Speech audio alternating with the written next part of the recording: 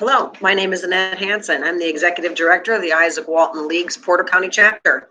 Porter County Chapter does on-the-ground conservation in Northwest Indiana, and we are known for keeping properties and supporting them in their native plants, clean water, the Little Calumet River, and we got involved with the NIPSCO Environmental Action Grant about a year ago, and they supported us in a bat monitoring program, also habitat restoration for bats in Northwest Indiana. The program allowed for us to be able to purchase audio moth bat sound recording devices, which we shared with our conservation partners. Gabis Arboretum is one of those partners. They take them out into the field and place them in spots where we know that bats will have open fly zones, so we can capture their bat calls, their clicks, and their whistles as they feed at night on mosquitoes and other flying insects like moths.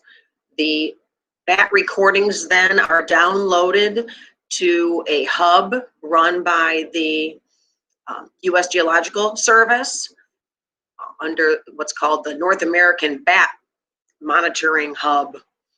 All of the monitoring research data is then available to be used by any scientists across the continent who wish to find out more about bat activity or the lack thereof.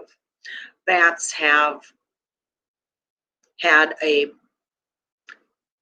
bad way of it lately in the last few years because of the wind turbines.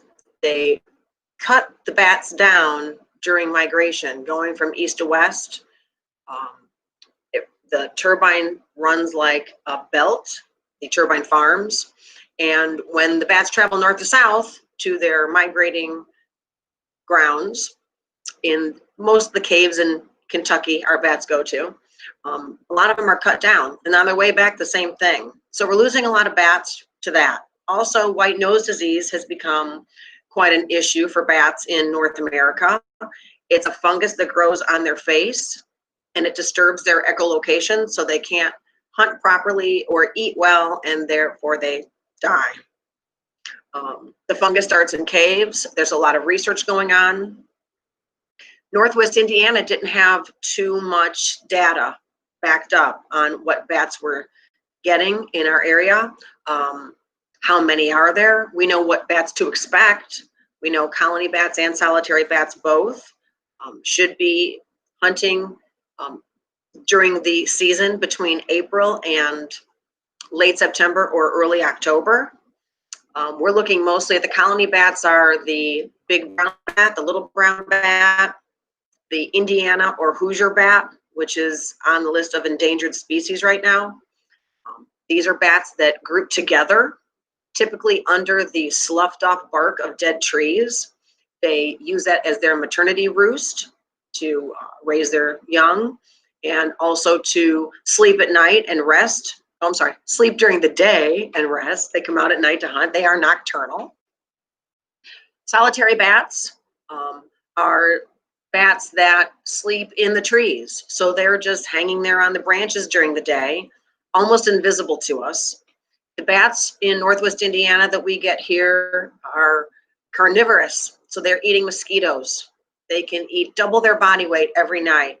So thousands and thousands and thousands of mosquitoes get gobbled up by one bat each night.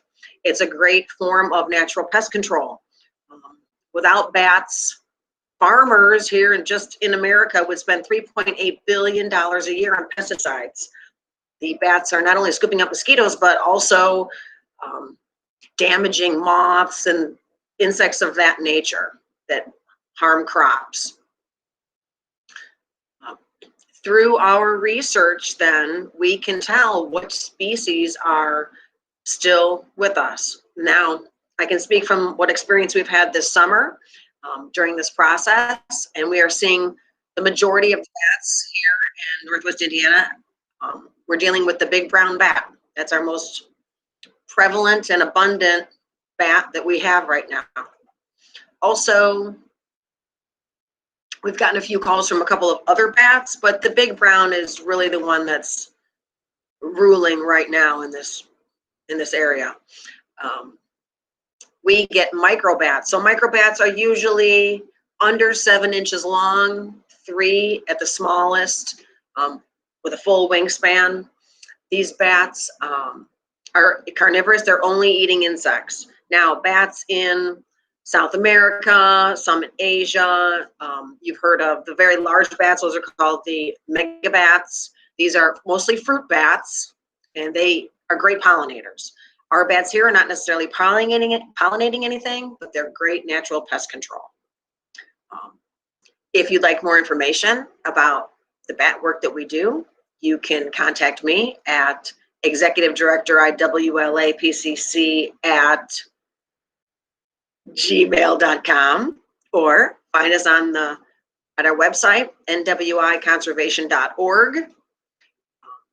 We look forward to any questions. People want to get involved. We have a special newsletter called the Chiropterologist Monthly, and that's where you can see and learn about all things bats here in Indiana, as well as across the world. What's being done for bats? How can you help? We have lots of tips and tricks.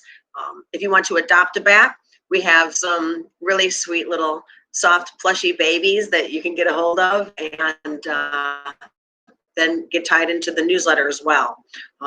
Special bat hikes. We can take you out on those in the season. So we have a lot to offer, and we thank Gabis for being one of our partners, along with Shirley Hines Land Trust, Valparaiso Chain of Lakes, Indiana Humane Wildlife Rehabilitation Center, also Coffee Creek, and we have 5 properties where the monitoring is happening also. The habitat restoration is also a big deal because so many people cut down trees when they're dead.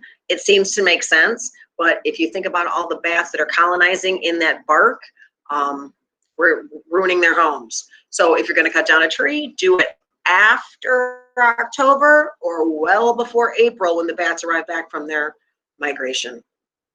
So peace, thank you, and try to save a bat today.